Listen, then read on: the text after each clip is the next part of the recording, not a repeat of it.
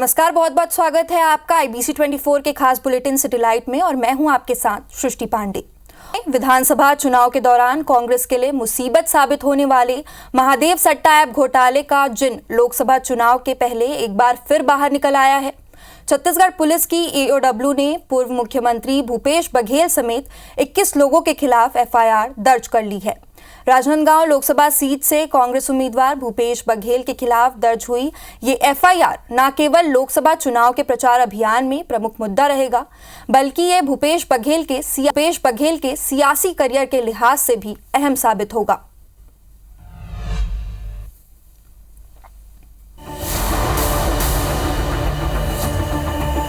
अपने फोन पर 508 करोड़ लिखिए, 508 इतना लिखिए और तुरंत आपका मोबाइल बोलेगा महादेव सट्टेबाजी घोटाला। भ्रष्टाचार की गारंटी है तो मोदी भ्रष्टाचार पर कार्रवाई की गारंटी है। और प्रधानमंत्री नरेंद्र मोदी की एक और गारंटी को छत्तीसगढ़ की भाजपा सरकार ने पूरा कर लिया।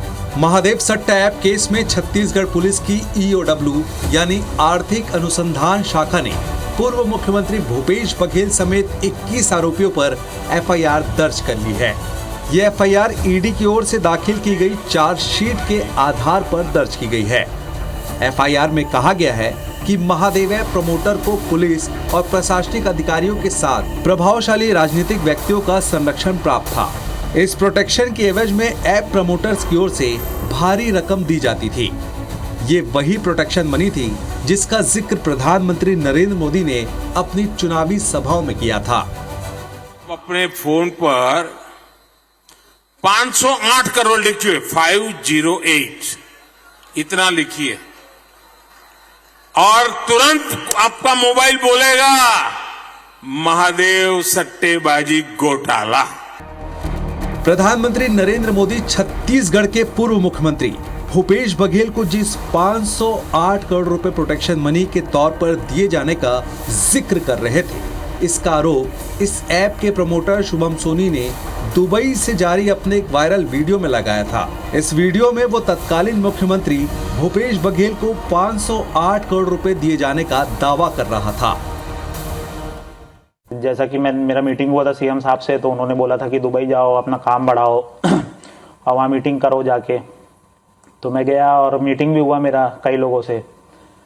तो 2 लोग के साथ मेरा यहाँ बिजनेस भी सेट हो गया और अच्छा खासा काम भी बढ़ने लगा, सब कुछ ओके चलने लगा। जैसा CM साहब बोले थे सब बढ़िया हो गया।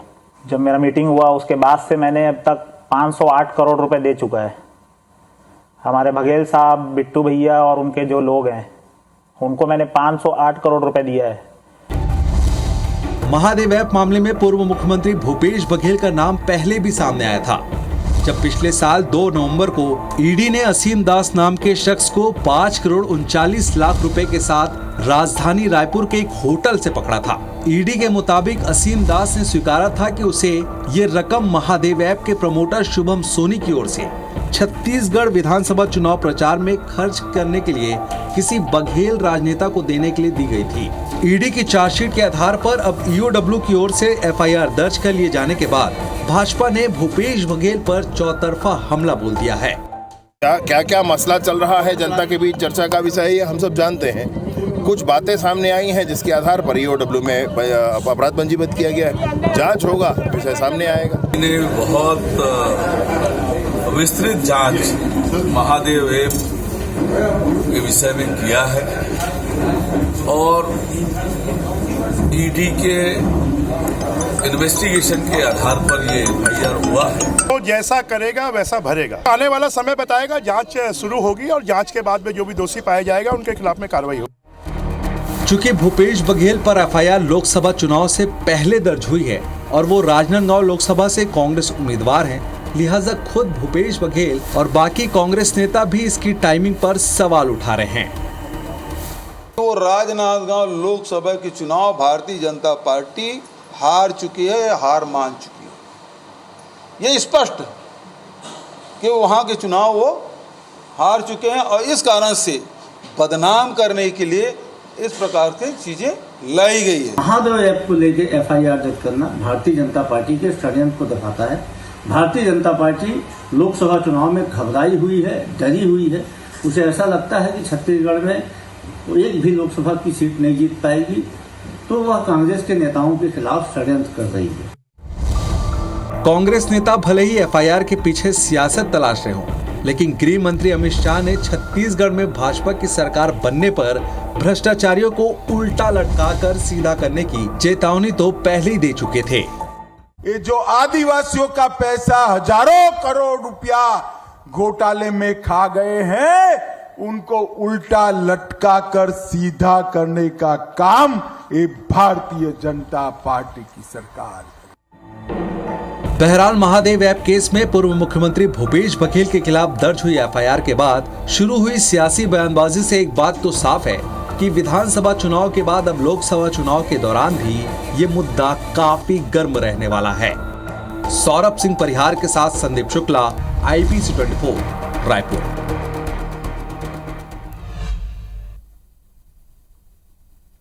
और एक खबर है रायपुर से, जहां पे VIP रोड पर मौजूद क्वींस क्लब को हाउसिंग बोर्ड ने सील कर दिया है।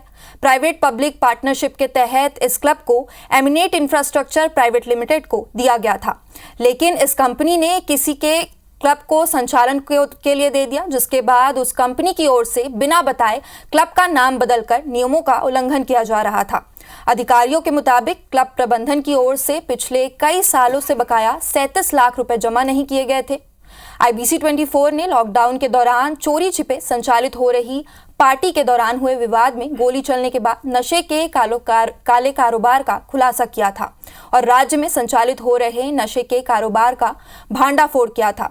इसके अलावा बताया जा रहा है कि छत्तीसगढ़ हाउसिंग बोर्ड ने कई नोटिस जारी कर क्लब प्रबंधन से स्पष्टीकरण मांगा था, लेकिन कोई जवाब नहीं मिलने के बाद छत्तीसगढ़ गृह निर्माण मंडल के अधिकारियों ने मौके पर पहुंचकर क्लब को सील करने की कार्यवाही की। IBC 24 संवाददाता तहसीन जैदी ने कार्यवाही के लिए पहुंचे अफसरों से बातचीत की। छत्तीसगढ़ गृह निर्माण मंडल के द्वारा जो क्वींस क्लब है उसको सील कर दिया गया है। बताया जा रहा है कि ये क्वींस क्लब को एक अनुबंध के तहत यहाँ पे दिया गया था लीज पे, लेकिन उसके जो अनुबंध थे उसके लगातार जो है उल्लंघन किया जा रहा था। उसी के चलते इसकी शिकायतें मिल रही थी। उसमें इसको छत्तीसगढ़ गृह निर्माण मंडल द्वारा जो है इसको सील किया जा रहा है। यहाँ पे हम अधिकारियों से बात करने की कोशिश करते हैं। अभी कुछ अधिकारी जो हैं अंदर हैं, हम उनसे बात करने की कोशिश करते हैं। क्या शिकायत मिली थी? क्वींस क्लब हाउसिंग बोर्ड से अनुबंधित था। पिछले कई सालों से अनुबंध के कई शर्तों का उल्लंघन किया जा रहा था। लगातार शो कॉज नोटिस जारी करने के बावजूद भी कोई संतोषजनक जवाब नहीं दिया जा रहा था। तो फाइनली हमने एग्रीमेंट को निरस्त करते हुए आज सील करते हुए हमने अपने पोजीशन में ले लिया। तो इसमें क्या किस तरीके की पहले किसके पास था और क्या उसमें शिकायतें मिली थी? ये एमिनेंट इंफ्रास्ट्रक्चर को अनुबंधित थी। बीच में शिकायत आई थी कि उन्होंने ओनरशिप चेंज कर दिया है। दूसरा, इनने जो ड्यूज थे हमारे, जो 1 अप्रैल को हर साल दिया जाना है 12 लाख रुपए, उसको कई सालों से नहीं दिए गए थे। क्वींस क्लब का जो नाम था हाउसिंग बोर्ड के बिना परमिशन के एलेक्जर इन कर दिया गया, आपने बाहर देखा होगा। ये तमाम सारी चीज़ें हैं जो अनुबंधों का उल्लंघन है, तो उसको मद्देनजर रखते बकाया की बात करें तो अभी तक कितना बकाया छत्तीसगढ़ गृह निर्माण मंडल का? 45 लाख बकाया था, जिसमें से 12 लाख प्राप्त हुए हैं, बाकी अभी बकाया है। आपको बता दें कि ये वही क्वींस क्लब है जिसको IBC 24 ने यहाँ पे जब गोली चली थी और यहाँ पे ड्रग्स का एक काला कारोबार जो नेक्सस है उसको यहाँ पे खुलासा किया था, भांडाफोड़ किया था। एक बड़ा खुलासा जो था IBC 24 के द्वारा यहाँ पे किया गया था। अब जो है, क्योंकि छत्तीसगढ़ गृह निर्माण मंडल को यहाँ पे शिकायतें भी मिल रही थी और इनका लाखों रुपया यहाँ पे इनका पेंडिंग था, उसके चलते इसको यहाँ पे पूरी तरह से सील कर दिया गया है। कैमरामैन दीपक के साथ तहसीन जैदी, IBC 24, रायपुर। सिवनी के इंदिरा जिला चिकित्सालय में प्रसव के बाद महिला की मौत हो गई। घटना के बाद मृतक महिला के परिजन ने अस्पताल प्रबंधन पर इलाज में लापरवाही का आरोप लगाते हुए जमकर हंगामा किया है। सूचना मिलते पर कोतवाली प्रभारी पुलिस टीम के साथ मौके पर पहुंचे और हंगामा कर रहे लोगों को समझाकर मामला शांत कराया। जानकारी के मुताबिक प्रसव पीड़ा होने के बाद परिजन ने महिला को अस्पताल में दाखिल कराया था। रविवार की दोपहर उसने बच्ची को जन्म दिया। प्रसव के कुछ देर बाद ही महिला की तबीयत बिगड़ गई और कुछ देर बाद ही उसकी मौत हो गई। महिला की मौत से गुस्साए उसके परिजन ने डॉक्टरों पर इलाज में लापरवाही और 5,000 रुपए की रिश्वत मांगने का आरोप लगाते हुए अस्पताल में हंगामा शुरू कर दिया।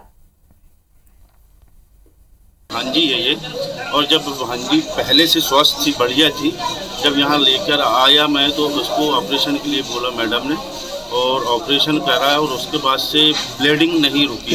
इनकी लापरवाही की वजह से उस लड़की की जान गई।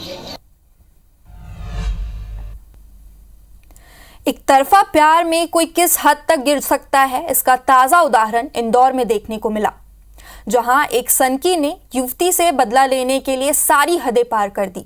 आरोपी ने युवती के शरीर पर संक्रमित इंजेक्शन लगा दिया।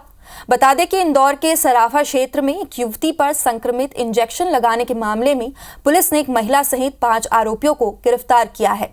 पूछताछ में पता चला है कि आरोपी किशोर ने एमवाय अस्पताल में काम करने वाली महिला मित्र से संक्रमित ब्लड खरीदा और अपने दोस्तों के साथ मिलकर युवती के शरीर पर इंजेक्शन लगाया। आरोपी ने बताया कि उसने 2015 में आई तमिल फिल्म से प्रभावित होकर इस पूरे वारदात को अंजाम दिया है। युवती के ब्लड सैंपल लेकर जांच की जा रही है। अभी तक ये स्पष्ट नहीं हो पाया है कि आरोपी ने किस तरह से संक्रमित ब्लड को युवती के शरीर में लगाया था। फिलहाल मामले में पुलिस ने 5 आरोपियों को गिरफ्तार किया है और 2 आरोपी फरार हैं। संक्रमित ब्लड होता है, ब्लड का इंजेक्शन लगवाया था और उसने अपने एक मित्र की जो पत्नी है वो एमवाई में काम करती है, तो वहाँ से संक्रमित ब्लड की व्यवस्था की थी और उसके बाद संक्रमित ब्लड का इंजेक्शन लगाया था 2 व्यक्तियों ने। तो कुल मिलाकर इस पूरे प्रकरण में 7 आरोपी बनाए गए, जिसमें महिला सहित 7 आरोपी बनाए गए, जिसमें कि 5 आरोपी इसमें गिरफ्तार कर लिए गए हैं। अन्य 2 आरोपी फरार हैं, जिनकी भी शीघ्र गिरफ्तारी की जाएगी। सिवनी के केवलारी थाने में पूछताछ के लिए बुलाए गए एक आरोपी की तबीयत बिगड़ने के बाद मौत हो गई। अस्पताल में डॉक्टरों ने मृत घोषित कर दिया। पुलिस ने 14 मार्च को 19 वर्षीय आदर्श डहेरिया को पूछताछ के लिए बुलाया था।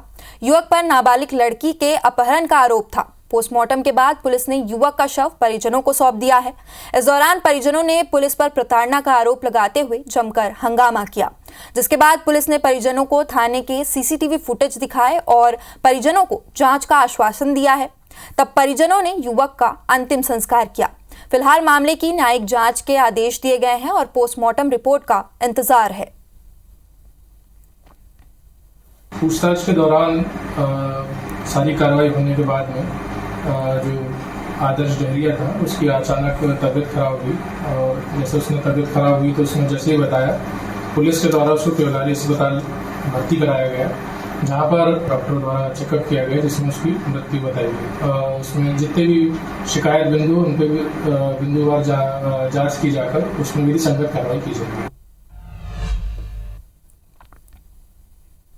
ग्वालियर में 72 साल की रिटायर्ड शिक्षिका के साथ साइबर ठगी की सबसे बड़ी वारदात सामने आई है।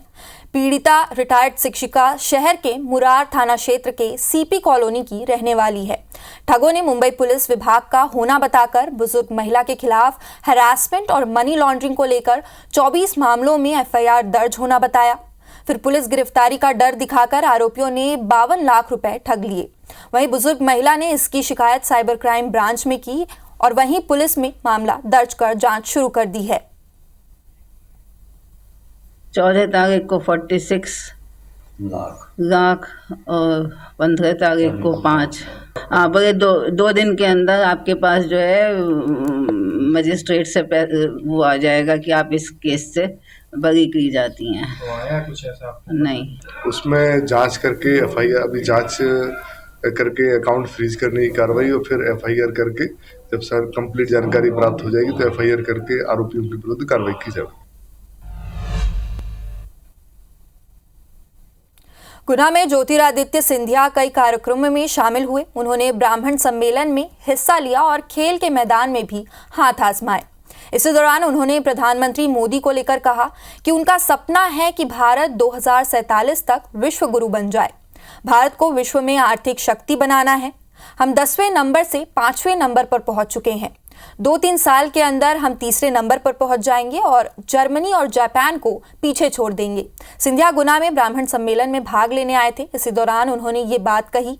बीजेपी ने सिंधिया को इसी सीट से प्रत्याशी बनाया है। प्रधानमंत्री जी का संकल्प है कि भारत का सफर 2024 से 2047 तक, भारत के अमृतकाल से शताब्दी काल तक भारत को विश्व गुरु बनाना है। भारत को आर्थिक शक्ति पूरे विश्व में बनाना है। 10वीं नंबर से हम 5वीं नंबर पर पहुंच चुके हैं। अगले 2-3 साल के अंदर हम 3 नंबर पर पहुंच जाएंगे, जर्मनी और जापान को पिछाड़ के। और प्रधानमंत्री जी की भी ये भी संकल्प है कि आर्थिक शक्ति के साथ भारत को आध्यात्मिक शक्ति के रूप में पूरे विश्व में एक नक्षत्र की तरह उभरना है। जांजगीर चांपा के अकलतरा में बीजेपी के कार्यकर्ता सम्मेलन का आयोजन हुआ। IBC 24 से खास बातचीत में बीजेपी के लोकसभा प्रभारी गौरीशंकर अग्रवाल ने कांग्रेस प्रत्याशी शिव डहरिया पर गंभीर आरोप लगाए हैं। उन्होंने सरकारी जमीन की कम कीमत पर रजिस्ट्री कराई है। सरकार की राशि से भवन बनाया गया है, इस पर कार्रवाई होनी चाहिए। राहुल गांधी की गारंटी पर उन्होंने कहा कि राहुल गांधी की कोई सुनता है क्या। कांग्रेस की ओर से महिलाओं को 1 लाख रुपए देने की घोषणा पर उन्होंने कहा कि 50 साल तक 5 पैसे दिए क्या जो 1 लाख रुपए देंगे। उन्होंने बड़ा बयान देते हुए कहा है कि मोदी के नाम पर कार्यकर्ता भ्रम में ना रहें और ज्यादा मेहनत करें। इस दौरान बीजेपी के लोकसभा प्रभारी गौरीशंकर अग्रवाल, पूर्व नेता प्रतिपक्ष नारायण चंदेल, भाजपा प्रत्याशी कमलेश जांगड़े, भाजपा जिलाध्यक्ष गुलाब सिंह चंदेल मौजूद थे। जांजगीर चांपा लोकसभा के प्रभारी गौरीशंकर अग्रवाल जी हैं, उनसे बात करेंगे। जिस तरह की अभी लोकसभा की तैयारी चल रही है, रणभेरी बज गई है, किस तरह से भाजपा की तैयारी है और जो मोदी का मंत्र है वो कार्यकर्ताओं को किस तरह से दिया जा रहा है? हमारा सबसे बड़ा मंत्र यही है कि कार्यकर्ता विनम्र बने, कार्यकर्ता फलदार वृक्ष बने, कार्यकर्ता जनता के बीच में जाकर के जनता की समस्याओं को दूर करने के लिए प्रयास करें, अपने से बड़े बुजुर्गों का आशीर्वाद प्राप्त करें पैर छू करके।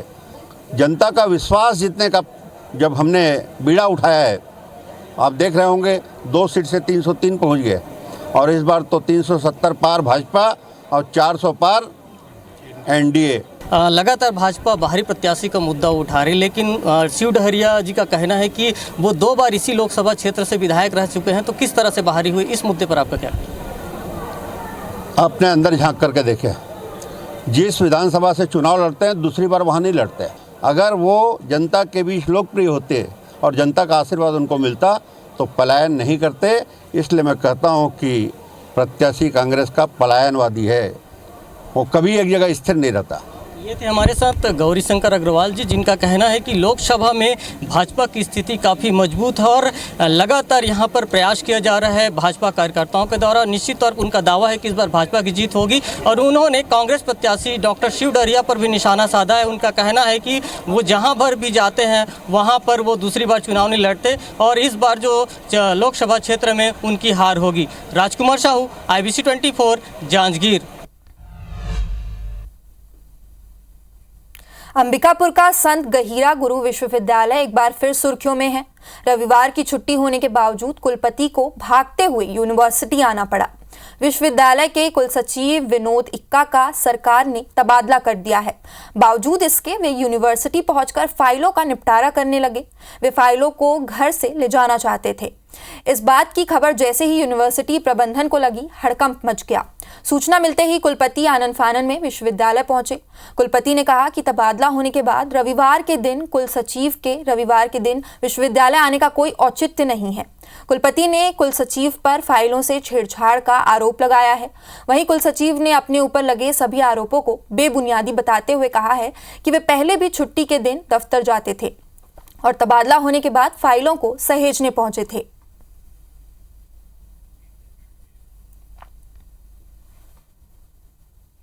इनका ऑर्डर ट्रांसफर तो हो गया है, यहाँ की कुछ फाइल है और इस तरह की चीज़ों में छेड़छाड़ हो रही है। हटाई जा रही हैं, तो मुझे दौड़ करके छुट्टी के दिन भी मुझे थोड़ा दौड़ करके आना पड़ा। मैं किसी भी छुट्टी के दिन, संडे हो या तो सैटरडे हो या वीक में कभी छुट्टी हो, मैं ऑफिस में जाता ही हूँ। मैं, ये मेरा रिकॉर्ड है। फाइल को छेड़छाड़ करना मतलब क्या होता है? कोई फाइल को फाड़ना, ये करना, जबकि मैं तो फाइल को विस्तृत कर रहा था कि कल जो भी व्यक्ति आए उनको मैं सूचीबद्ध करके हैंडओवर कर सकूं। लोकसभा चुनाव की आचार संहिता के मद्देनजर रायपुर में पुलिस ने कार्रवाई तेज कर दी है। पुलिस ने शहर के कई इलाकों में वाहन चेकिंग अभियान चलाया है।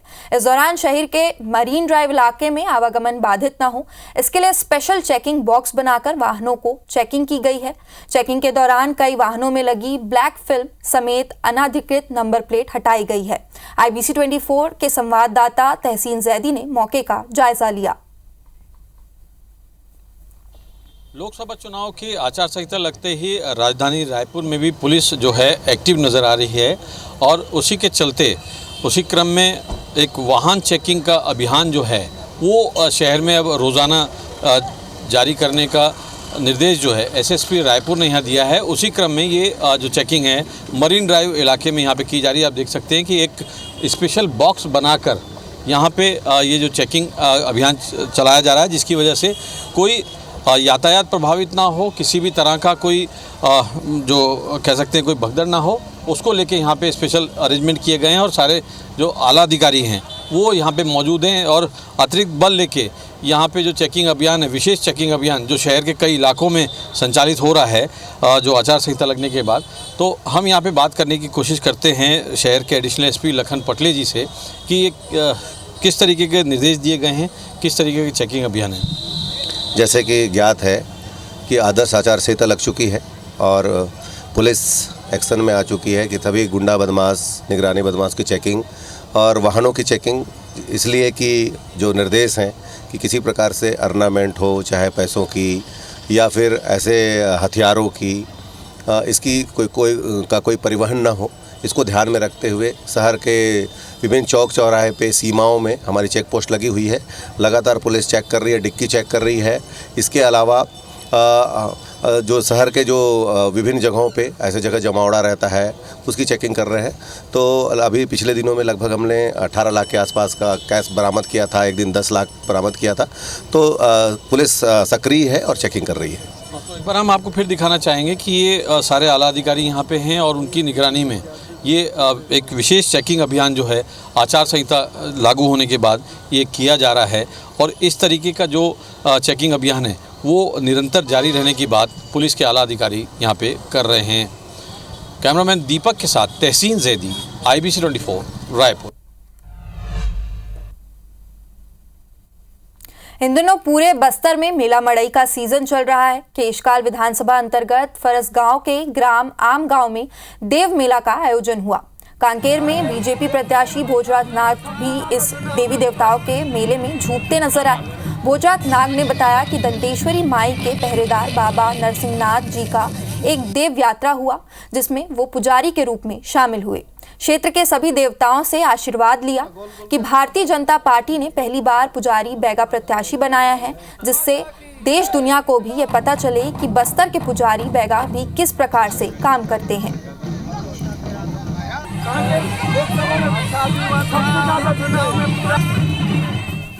मां दंतेश्वरी से, बाबा नरसिंहनाथ से, बूढ़ादेव से और खंडा डोकरा सहित सभी देवी देवता से मैं आशीर्वाद मांगता हूं और मैं चाहता हूं कि जिस प्रकार से पहली बार भारतीय जनता पार्टी ने, नरेंद्र मोदी जी ने एक पुजारी बैगा को प्रत्याशी बनाया है, मैं पुजारी बैगा होने के साथ साथ भारतीय जनता पार्टी का प्रत्याशी हूं।